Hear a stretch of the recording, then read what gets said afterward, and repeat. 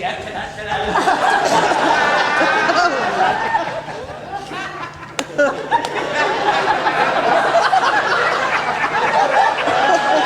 I get to present with BJ Cleveland. It's okay. I'm up for the task. I've been straightening for a very long time now.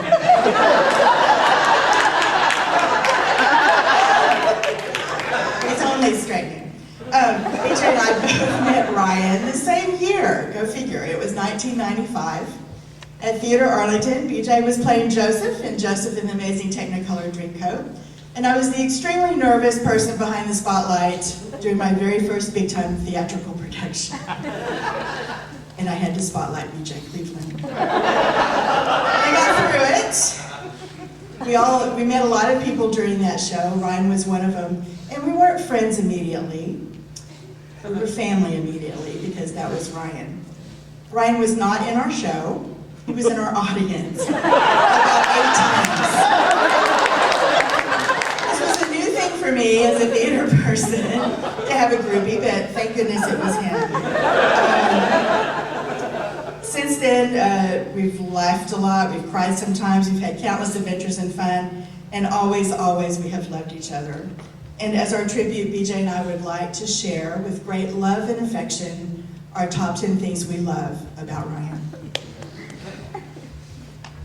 Number 10, his style. Steampunk chic or a Vulcan from Star Trek? When is wearing a costume appropriate? Always.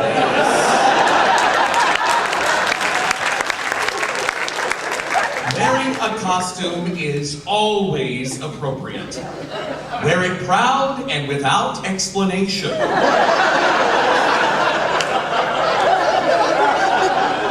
Also, stock up on rugby shirts.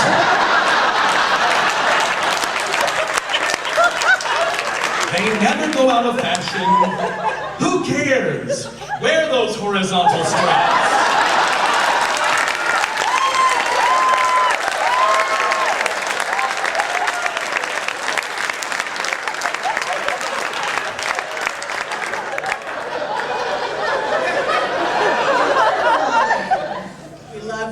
Ability to speed read. I actually went to one of the midnight Harry Potter book releases with him during, I don't remember which Harry Potter it was. It wasn't the last one, but it was one of the ones that was very significant because someone died in it. So we went to the midnight release, we got our books, Ryan went home to read, I went home to bed. Because I required sleep. He does not when he is reading a book. He devours it in one sitting. He doesn't, I don't know if he even gets up to go to the bathroom. All I know is the next day he would call me all the time to see what page I was on. And then he would be mad because there was something we needed to talk about on page 642.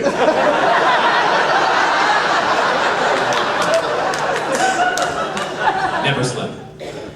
Number 8, his quest to learn. Now, not many of us would have seriously considered a trip to Oxford to study at the British Drama Academy. But Ryan not only considered it, he did it. And if you dream, dream big and go for it. Because as we can see here today, life is too short. Leads us to number 7, his belief that royalty rocks. The queens, the princesses, the palace, all of it, Ryan loved it. And he shared a love with me of Princess Diana. I will always have that with Lord Ryan of Texas. I don't want to stand here and tell that whole story again, but I did post it on the Facebook pages, so please go back and read it. It's really a lovely story. And by the way, I still haven't read that Vanity Fair article about Princess Diana's true love because there's going to be stuff to talk about, and I'm not quite there yet. Number 6, his devotion to film. Now, Cathy and I both love movies, as many of us do. We've seen a lot together. We saw lots and lots and lots and lots of movies with Ryan. Sometimes we would dash out the back door in costume after curtain call to make that 10:30 feature at the mall. But if Ryan loved a movie, he saw it 5 or 6 times on opening weekend.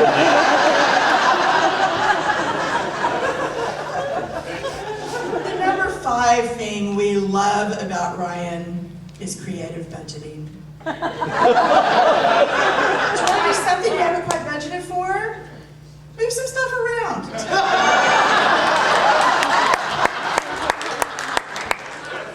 Number 4, his spontaneity.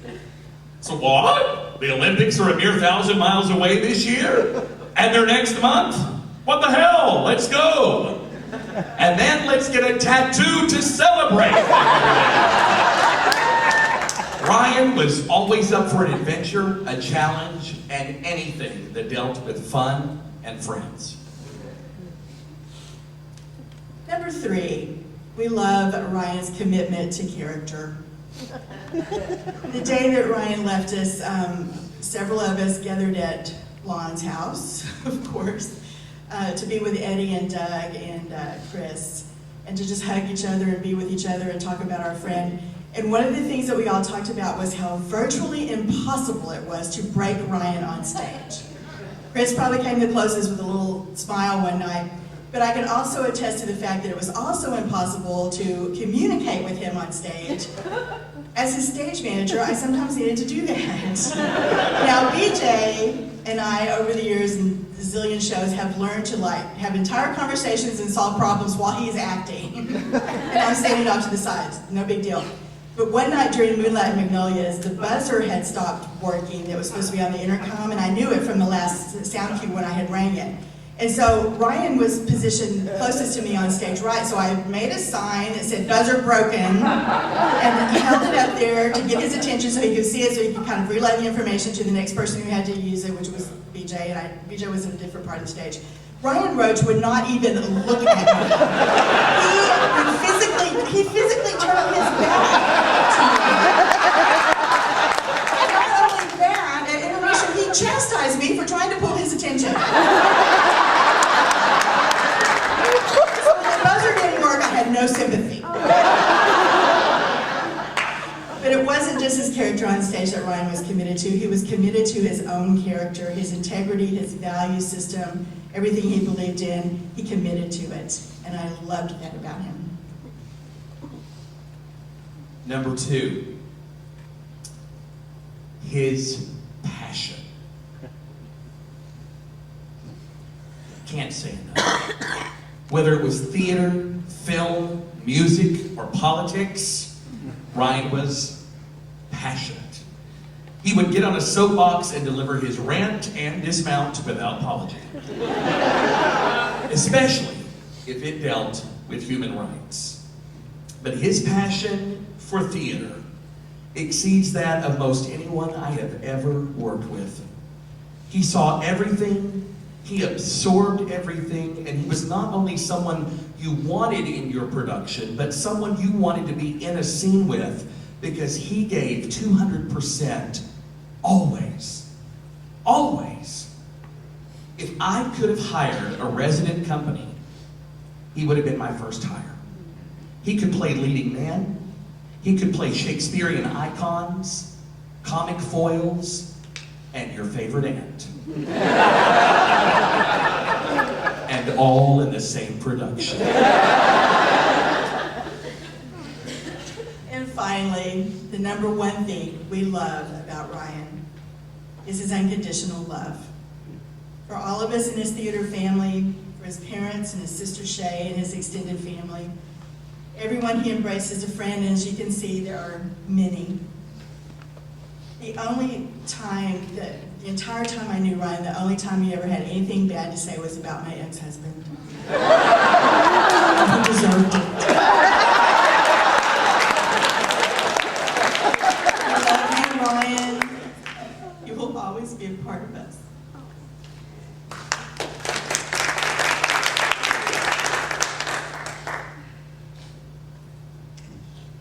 I'm supposed to be the comic relief, and I'm devastated. I've done 21 shows that I can remember with Ryan, probably more. Directing or acting with him. When I heard the news about Ryan, I was in Louisiana at a really terrible wedding of a cousin. And I sat in a car outside the wedding reception. I couldn't go in, and dealt with the loss and the flood of texts and all the emails that should have shut down Facebook at that point. But of all the shows that we've done together, the first mental image that Ryan sent me when I was sitting in that car was of our first show together, on stage together, which was Into the Woods.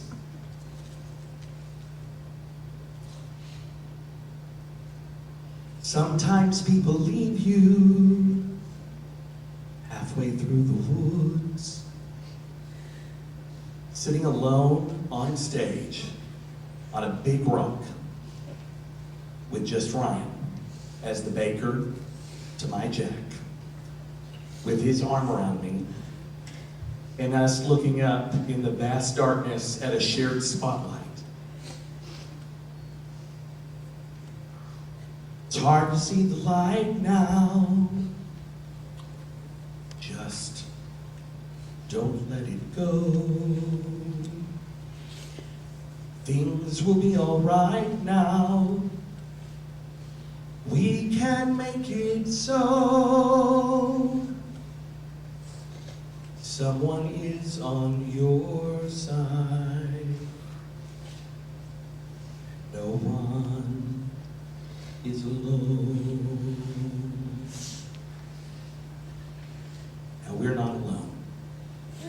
I know Ryan's here. I know he's with us. And we now have a new patron saint of theater. So the next time you go up on a line and it comes to you,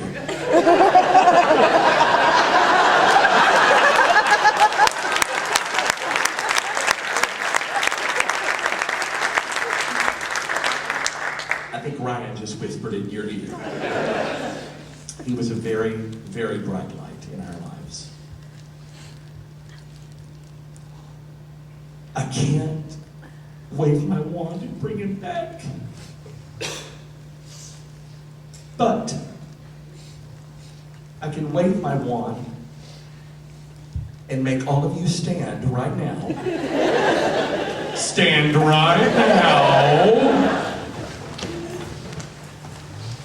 Turn to one another and give Ryan a hugging ovation.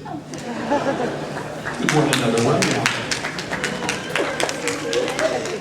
Now that, my friends, that is magic. We love you, Ryan. Thank you.